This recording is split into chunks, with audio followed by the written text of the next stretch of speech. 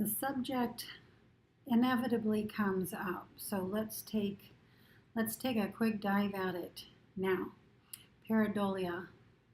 I'm not even sure that's exactly how you pronounce it, but this will be listed as the tendency to see um, random images and to take them as significant. Another way to word this, or let's say this would be like seeing faces in the clouds,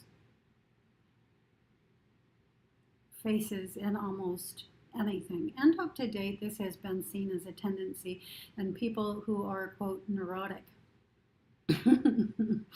Neurotic would mean maintaining a lower negative type energy that is rather anxious in nature. And, this I will just say is the exact opposite of me, eh? Very high energy, happy, uh, joyful, sort of delightful type energy, and a lifetime meditator, very calm.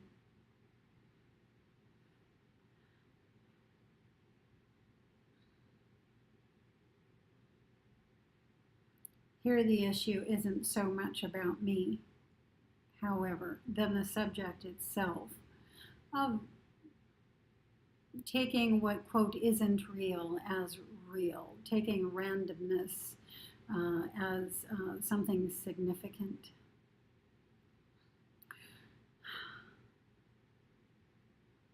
I'm not sure how much I have to say about this, but what I would put forward to you is this is another example of a consciousness expanding out beyond a personal, private, planetary sphere into what is a more accurate consensus type space. The brainwaves need to pattern in a particular way in order to have the third dimensional physical, in the way we are used to experiencing it, physical experience. The name commonly associated with this brainwave pattern is the beta frequency brainwave.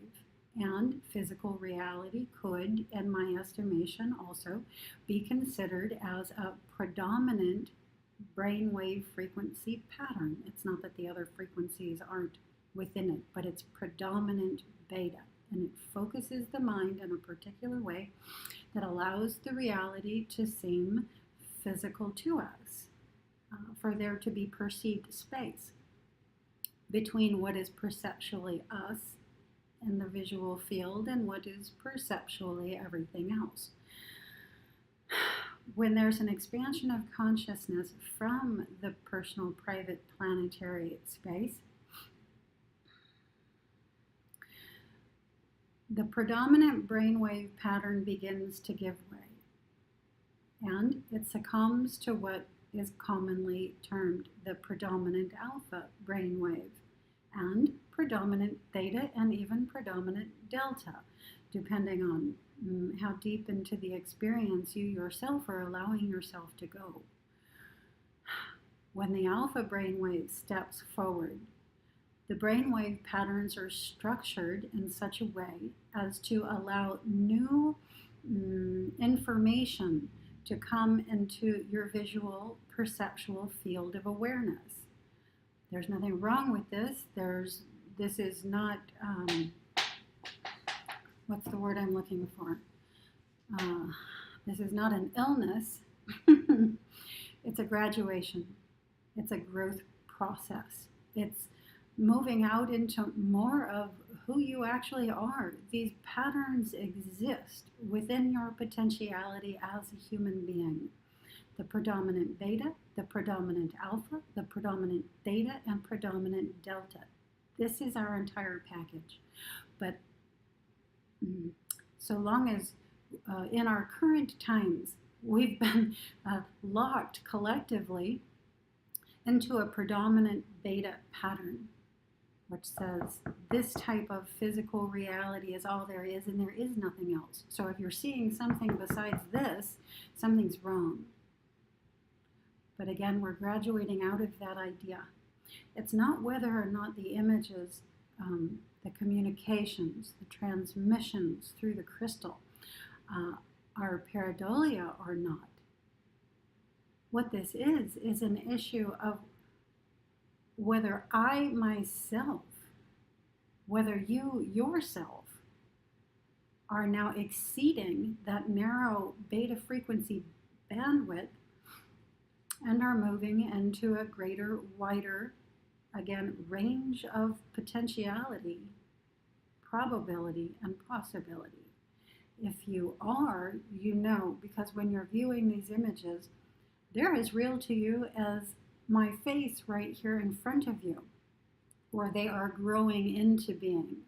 As you first begin seeing the patterns, they may seem somewhat fuzzy, but the more you get used to seeing in that particular frequency pattern that is allowing the information to come into your field, the clearer and clearer they become. Not only the clearer and clearer, these are not still frames. There is movement, there is activity, there is reality and a reality system that you can actually move into. That's why we're doing these images, partially why. They are a particular gateway into the expanded consciousness state, into additional states of consciousness, of awareness, of experience and perception. What people colloquially call an out-of-body experience, astral projection, etc., etc. So you can actually take your gaze into the frames, clean through the frame into a reality system, the reality system that is actually, in the beginning, a still frame in your awareness of. Fascinating. So you can work with these in any way you choose. I may, at a certain point, do another video about how they can be used and used beneficially and to incite an immediate or relatively immediate shift in consciousness, in awareness, experience, and perception. Okay, so I think that that's all I have to say about pareidolia. If you're gonna stay in the constraint pattern, if you're going to stay in the predominant brainwave pattern, yes, you will see these as random, as insignificant, as not real. And in that brainwave pattern, you would be absolutely accurate. However, there are more brainwave patterns. And there's a lot more frequencies of experience within the combination of the brainwave patterns that you can begin accessing if you want. That you can begin accessing right now if you want. This is our participation in the assisting of this. And it is our sincere hope you will join us.